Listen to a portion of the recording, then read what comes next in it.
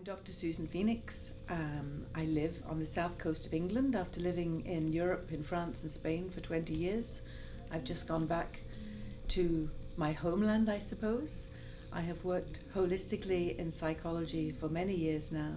I started off as a psychologist for deaf children and their families as a bit of a campaigner in Northern Ireland. I now work in a more energetic medicine way because as troubles come into your life, you change your path.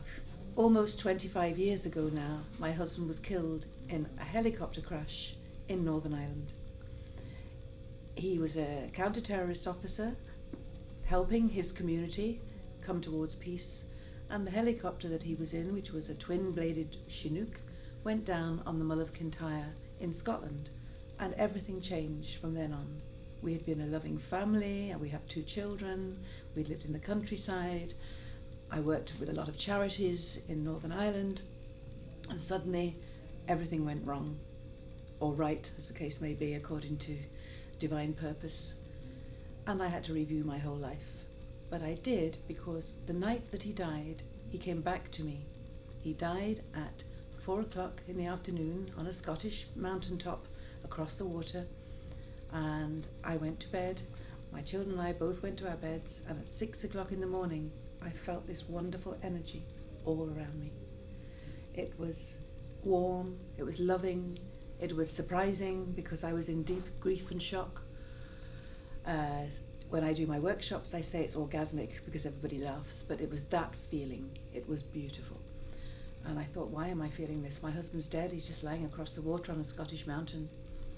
My daughter came down the stairs. She was 26 at the time, and I said, "Did you sleep, Nicola?"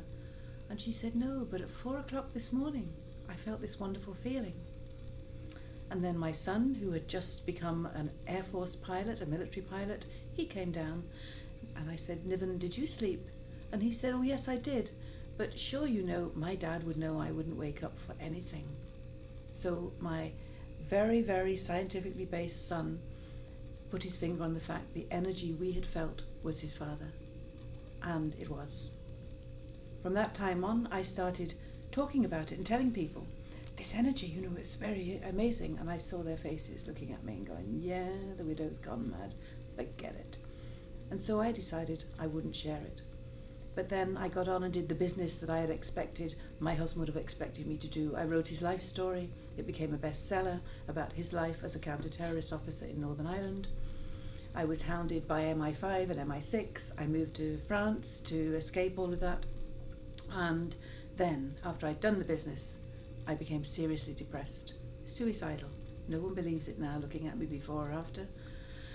And I went down the emotional tubes. Well, the first book was his life story.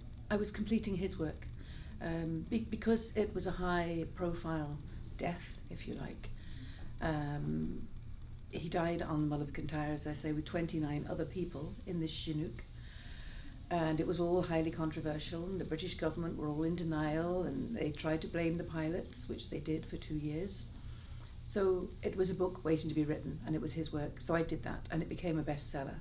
And here we are, several years on, nearly 20 years on. It's still selling in Kindle because people want to know the story, an Irishman's story. And it was voted at the time with one of the high newspapers as the most balanced story to come from the Northern Ireland Troubles, because my husband was an Irishman.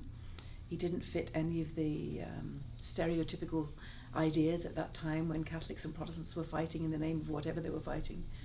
So it was a good story. I know it was because it was his. And I wrote it with Jack Holland, who was living in New York at the time, and he was a well-balanced journalist.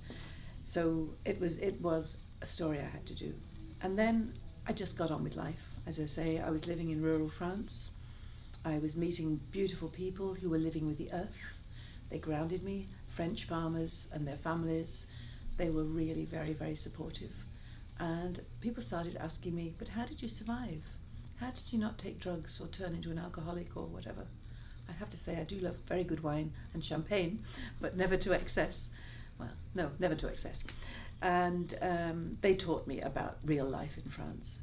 So then I decided, well, I'll write my life story, and that was the second book about how I survived, and it was called Out of the Shadows. My husband's book was called Policing the Shadows, so he was Ian Phoenix, Policing the Shadows, and mine was Out of the Shadows, A Journey Back from Grief.